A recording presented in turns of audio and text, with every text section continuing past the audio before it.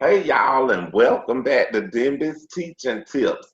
We are online again with Professor Gloria Kitchen, and today we're going to continue our conversation about conquering our fear of the virtual learning environment.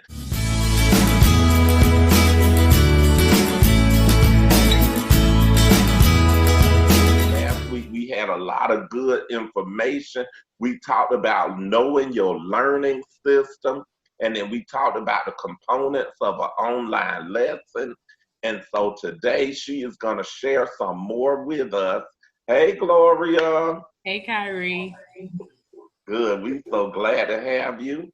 So Um, I'm gonna let you go ahead and if you want this, let's start from where I think last week we were talking about the dual learning environment, having part of it online and part of it in the classroom, because I think that's where we getting ready to go. mhm. And that is between two different learning styles, which is blended and or flipped learning. So blended, basically what we're doing, we have the opportunity, you have content, you have a portion of your content is online, then you generally come back in to do a face-to-face. So you have one aspect of it, which is asynchronous, which is anytime, any place where you can get your activities and your curriculum. And in addition to that, you're going to have that synchronous ability where you're going to have that face-to-face. So it's between two different learning environments. That is your virtual and then also your face-to-face component. Then we move to flipped learning.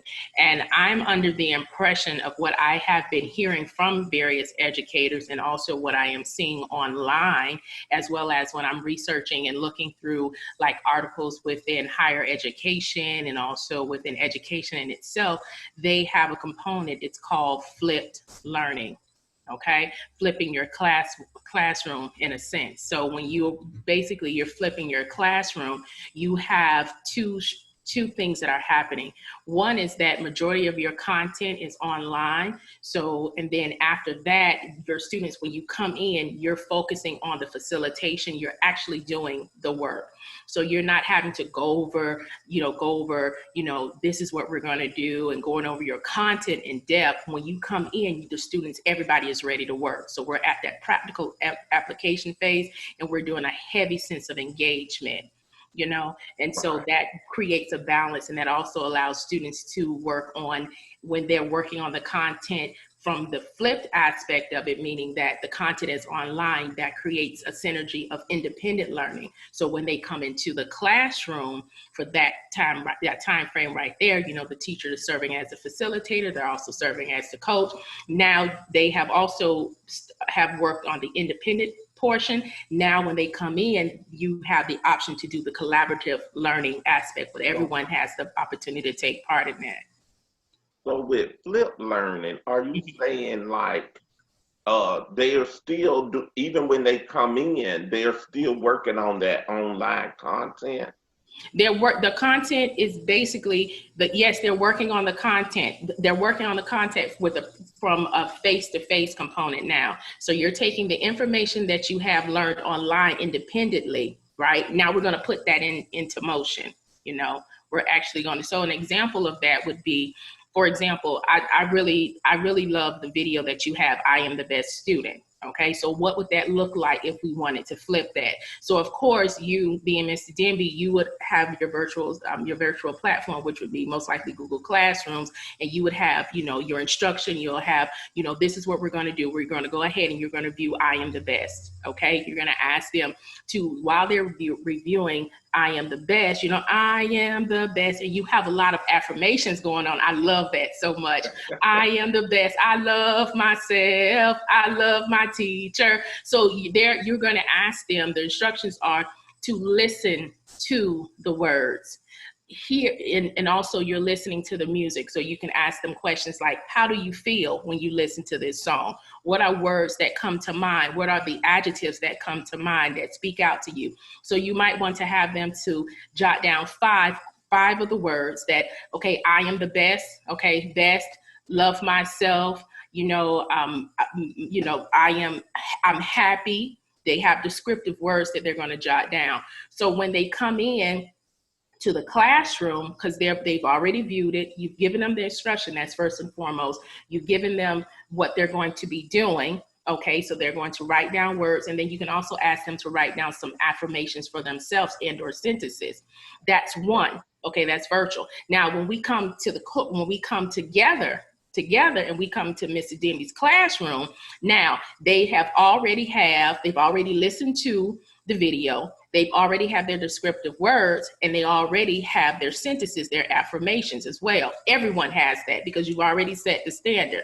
So when we come in, you can simply say, you know what, we're going to just refresh because, you know, we're in music. We really love this song. So let's go ahead and replay the song. You're going to replay the song to bring back memory, but you're not going to go over the description and all of the things that you did before. Now, once they have that, you say, okay, now we're ready to work. So now they're going to come together, and as a class, we're going to create I Am the Best Class, or I Am the Best Film Fest. So you're going to use you're taking probably 3 from each student. They come in, okay, what is your affirmation? I am gorgeous. I am gorgeous. You know, you love history. I love history. You know, I love my teacher. Okay. I love my principal. And so you have a running list. Now you have created a repository of all of the affirmations that the students have come together. So now everyone's talking about, well, we have that one. I have this one. Okay. Well, which one we're going to use? So they're going to look at it. We're going to vote on it, because now this brings the engagement, the collaboration, the discussion. And then you can be actually writing this down, and you're placing it on a video. Okay, That's good, because I know you're a college professor, so a lot of the buzzwords that I know might not be the same buzzwords you know. Mm-hmm. But what that says to me is project-based learning. That's what we are going to, you know, all the schools are going to project-based learning right now, because so now that will help by being all of those beginning parts are online, so that then when we get in the classroom, we can actually work on that project together. Right. Now, what was this film fest you said? Explain that to me. That sounds neat. I might try that this year. Yes.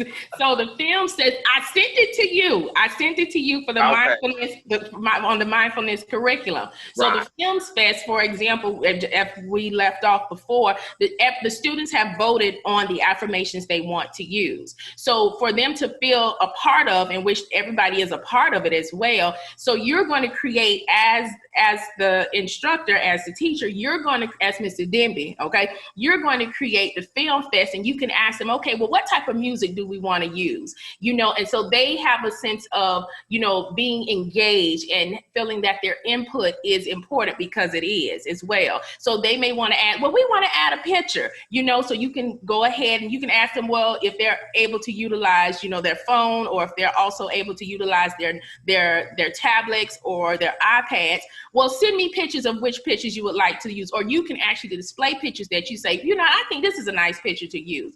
So now you're creating a visual component. You're also including grammar. You're also including also, because someone said, I love history. You can also include geographic, you know, locations and things of that nature. So this, and you know, combines a sense of a film so it's I am the best film. So, you know, I can't recall what is the term I use, but you know, I'm the best film fest. So then they feel like, okay, we did this as a class. I took part in this as well. So you can have all of your classes take a, you know, kindergarten, first, second, third, fourth, fifth, and then you can have all of them vote on which one was the best. So it is so many endless, you know, opportunities that you can have, but just bridging in the arts, which is very important to both of us, you know, having the aspects of bridging the music component, the art component, in addition to, you know, what are the other subjects as well. So we're including and having the Spire curriculum come apart and make it come alive.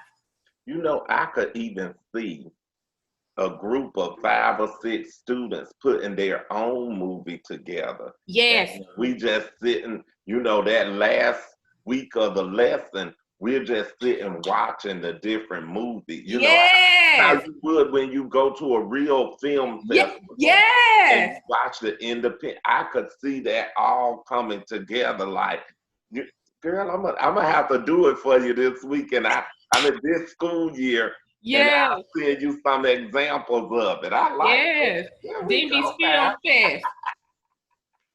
Yes, I love it. I love it.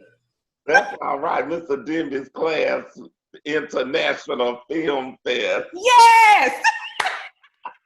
That's project-based learning at its best right there. So Yes. that's tying in the online component because I really feel like that's where we going this next school year. Mm-hmm. There's still a lot of cases of COVID-19 going on. So Yeah. I feel like we are going to be partially online, or maybe because they think the CDC is saying that we can only have a certain amount of students in the classroom. Mm-hmm. And so they won't be able to have all of those students. So maybe we'll have to have, 10 students on this day, then Mm-hmm. that 10 do online, then while the other 10 are in school, and then we'll just keep flip-flopping or some kind of way we'll do it like that. I can see it happening.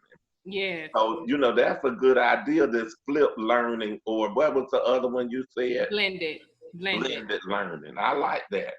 That's Mm-hmm. all right. Well, we got a few minutes left, Miss Gloria Kitchen. Do you have anything you want to add before we close? I'm just happy. I'm just happy to even have this opportunity in this space to talk about this. I mean, I'm passionate about what I talk about. So I'm just excited to have the opportunity, and I appreciate you creating this platform so we can have these type of discussions like this because it's very needed, and it's fun, it's realistic, it has a approach, and then I just thank you for your innovativeness, as an educator, as a musician, and it's the truth, So I appreciate your vision, and I'm just happy to be a part of it. Thank you. But so now, next week, I do want to focus. I'm going to keep Gloria Kitchen, y'all. We're going to stay on here with Miss Kitchen, Dr. Kitchen. Soon to be she coming. She all but dissertation. Go ahead, Gloria. We're going to keep Professor Kitchen here. And I do want to talk about, because I saw a webinar, I've taken part in a webinar, and you can, like with webinars, you can still see the people and interact through the chat, but you can't really, you're not, like, I don't see the pictures of the other people. So I do want to talk to you next week maybe about the difference in a webinar and the difference in a live Zoom like we're doing now. Okay. So next week maybe we can talk about that. But y'all, we're gonna keep Miss Professor Kitchen with us, and we'll keep on chatting about the virtual learning environment. And we hope you all are learning and taking all of this stuff. And please comment if you have any questions or if you have any tips that you would like to add. And I'll give Miss Gloria Kitchen the last few minutes. I just want to say I'm just really grateful for this opportunity. And yes, please like, click, and share, Denby's teachings tips. This is something that we all need, just not for the moment. This is something that is consistent and is resistant.